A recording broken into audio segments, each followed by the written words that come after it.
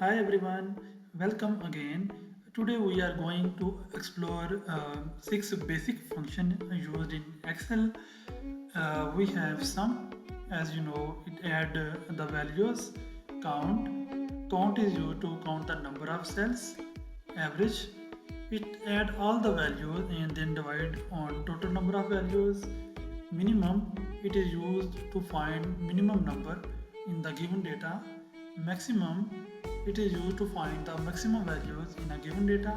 And then product, that multiplies the values. We have sales data with column sales persons, product, quantity, and price. Also, we are going to find this total bill. For this, we are going to start our function or formula by using equal symbol. Then we need to multiply this value by this value.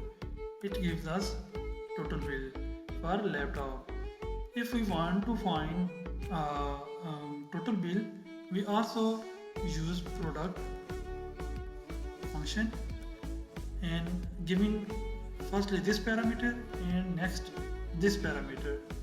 It also calculate our bill. Drag and drop to apply the function on all these values, and this is our total bill for each of our product.